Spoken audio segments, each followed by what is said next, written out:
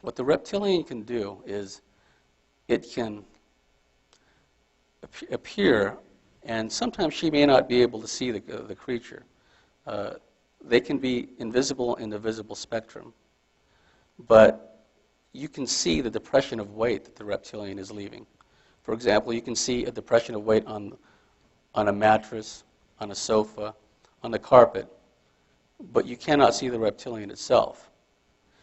It may choose not to allow you to see it. And what the woman may feel is a sudden pressure on her chest, or if she's laying on her stomach, a sudden pressure on her back. And what will happen is oftentimes the reptilian will sexually assault the human woman. And let's say the woman is lying on her back and the reptilian assaults her but is invisible. She will not be able to see what is going on, although she will feel the thrusting action of the reptilian's member. Let's say, for example, that she can move her arms or she can move her hands. She may try to block or prevent the organ of the reptilian from entering her. But she will not feel anything, but she'll try. Paradoxically, she will still feel the insertion of the reptilian's member into one or the other orifices. So it's somewhat of a paradox. It's like, well, she can't block it with her hand, but she still feels it, thrusting inside of her. I should have added in my preface that this is kind of adult content, so, but I really do believe that if there are members of the audience that are somewhat young and whose parents or mother is having these experiences, now is as good a time as any to learn. So you have something of a paradox where the reptilian can penetrate layers of bedclothes, bed sheets, linen, bedclothes, and densify particular parts of its anatomy, like its member or its claws, for example, and still remain invisible. Now, what the reptilian can also do is it can assume the guise of someone that the woman is attracted to or has been involved with in the past. A reptilian can appear as an ex-boyfriend or someone the gal just got a crush with, someone that she runs into the laundromat, at the apartment complex. The reptilian can appear as that particular person. Or, conversely, if the reptilian wants to engender as much fear and terror from the abductee, it can allow itself, it can reveal itself in its full reptilian glory, if you will. And if you haven't seen a sketch of a reptilian, if you haven't seen a reptilian in person, snout, big eyes, sometimes yellowish, sometimes reddish, vertical slit pupils, sometimes big flaring nostrils, rows of sharp teeth, extremely robust, claws. And what the reptilian can also do, if it really wants to create terror within the abductee, is not only can it allow itself to be seen, but the reptilians, and also, as I will describe later, reptilian-human hybrids, for all intents and purposes, humans that have reptilian capabilities. Reptilians and human reptilian hybrids, some of them, have the ability to somehow trigger within the mind or the brain of the abductee specific memories of previous child abuse, previous sexual abuse.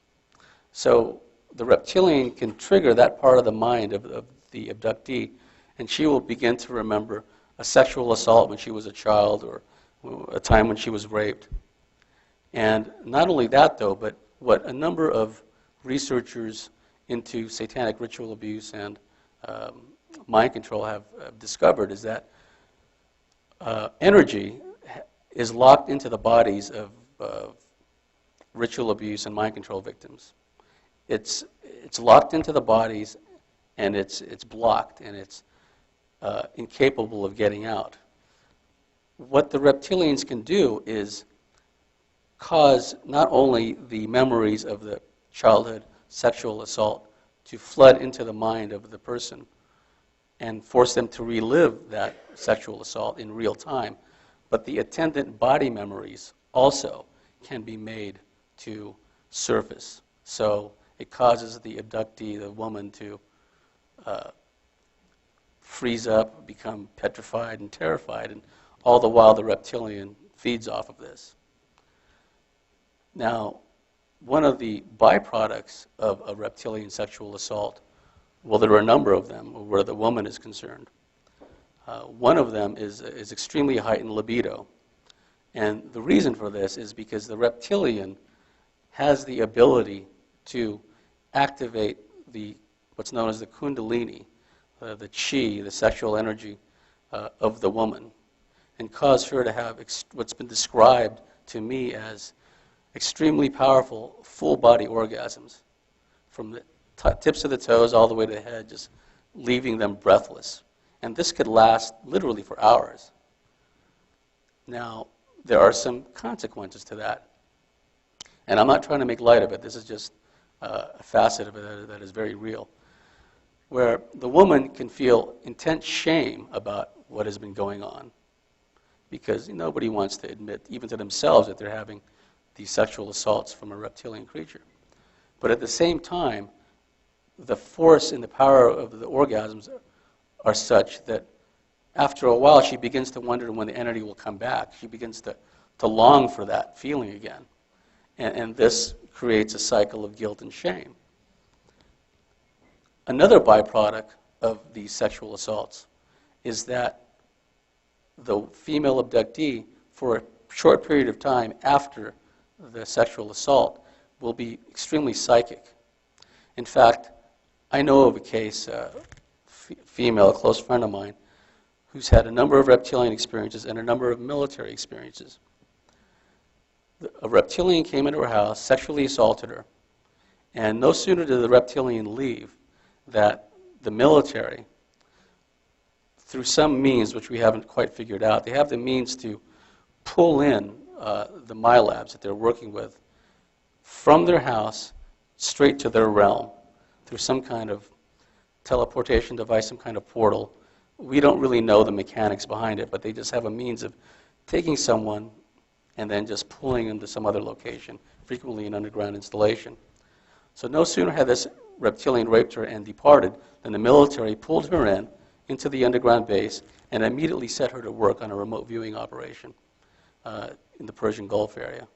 So that tells me one of two things. One, the military, knowing that this woman is a reptilian hybrid and has had a lifetime experiences with reptilians, monitored her household. They have sensors that are sensitive enough to indicate when a reptilian manifests. And there is an energetic spike when a reptilian manifests, because they don't need spaceships to travel around in. They can open up a portal in your wall, walk right through. Very often you hear stories of them coming out of closets. That's a very common point of entry for reptilians and other beings, where they create a portal entry and they come in through a closet. Children's boogeyman stories are frequently talk about boogeymen and monsters coming out of closets. As I was going to discuss later, Ted Bundy, the infamous serial killer, complained about scaly creatures coming out of his closet when he was a child. So what does that tell me? It tells me that the military was either monitoring the woman, knew a reptilian had come, had sexually assaulted her, and decided to exploit that circumstance and use her in a remote viewing operation. Or it's possible that the reptilian and the military were working in cahoots, and the reptilian came in first, did its thing, and then the military took her and utilized her in this operation. We know these things have happened because more than one person has described this kind of experience. Some of the other things that reptilians do to women is they can literally take over the body of a woman while the woman is having sex with a partner. And then what the woman describes is something similar to astral body, out-of-body experiences, where her consciousness will leave her physical body, and this reptilian will then come in and then engage in intercourse with her partner. And oftentimes,